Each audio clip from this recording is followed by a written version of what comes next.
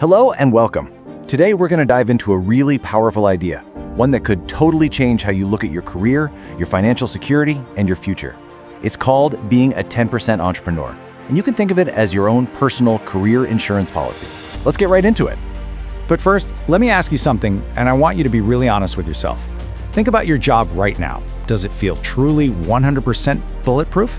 You know, in today's world, that little bit of unease, that feeling in the back of your mind, a lot of us share it, even when we've done everything by the book. And that feeling brings us straight to the author's own wake-up call.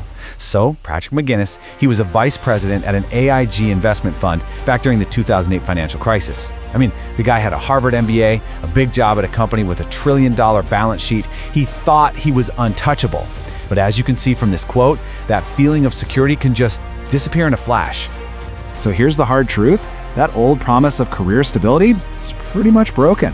The whole idea that you can just climb one corporate ladder for your entire life, well, for most of us, that's just a fantasy now. The modern workplace is just way too unpredictable. And listen, this isn't just a vibe or a feeling. The data absolutely backs this up. Take the baby boomers. On average, they change jobs about every 3.5 years. Now look at millennials. A whopping 91% of them expect to be in a job for less than 3 years. That just goes to show you how risky it's become to put all your eggs in one employer's basket. So let's just put it all out there. That mindset we were all taught, just work hard, keep your head down, and you'll get ahead, it's just not a sure thing anymore. It's not a guarantee. The rules of the game have totally changed. Okay, so if the corporate path is so shaky, the obvious answer must be to just quit your job and become a full-time entrepreneur, right? Go all in. Well, that's the next big myth we need to bust. It's a path that's been glamorized to no end, but honestly, it's incredibly dangerous. Think about it. We get sold this Hollywood version of entrepreneurship, right? These fearless, visionary geniuses who are going to change the world. But the harsh reality? It is an absolutely all-consuming career path where failing is actually the norm, not the exception. It's the gritty, tough side of the story that you never see on Instagram. Let's just quickly run through why going all in can be such a massive mistake. First off, the lifestyle is often brutal. It demands everything you have. You can absolutely destroy your finances if things go south. You also give up the status and regular feedback you get from a stable job. And you might not even have that billion-dollar idea just yet.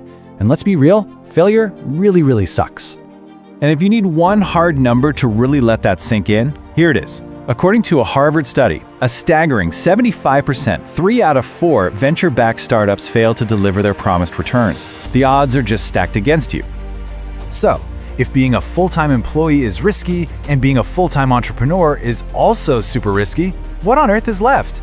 Well, this is the big aha moment. There is a third way, a model that actually gives you the best of both worlds. And here it is, the core concept in a nutshell.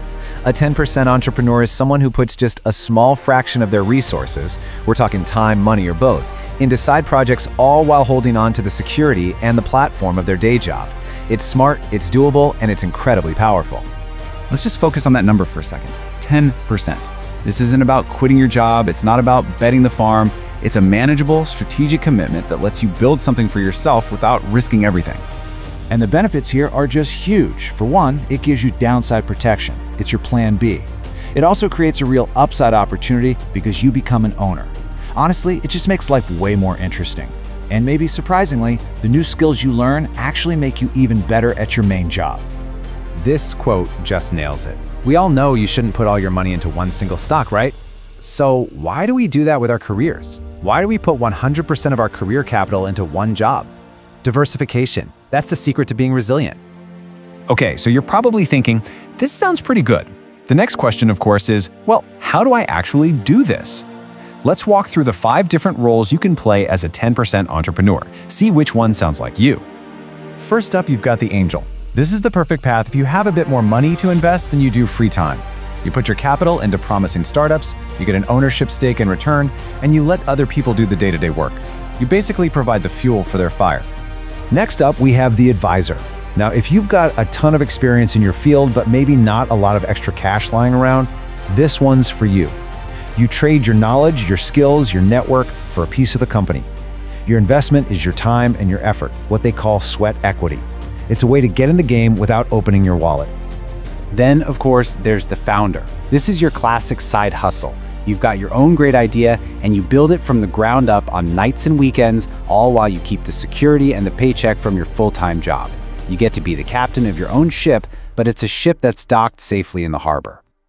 Now, the aficionado is all about passion. This is for when you take a hobby that you absolutely love.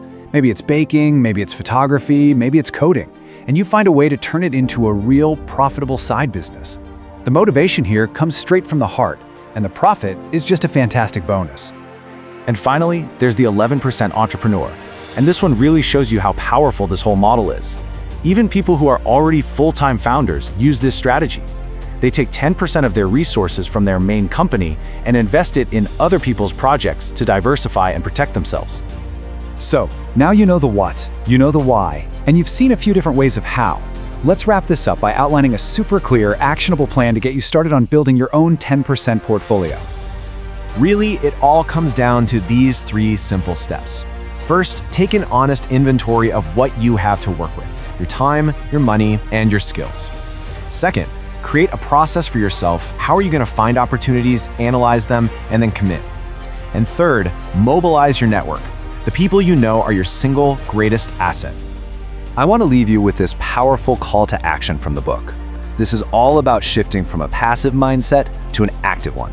It's about taking control and intentionally designing the career and the life that you actually want. So, I'll end with this one question for you. When you look at your passions, your skills, and all the opportunities out there, what are you going to build with your 10%? The possibilities, they're truly endless.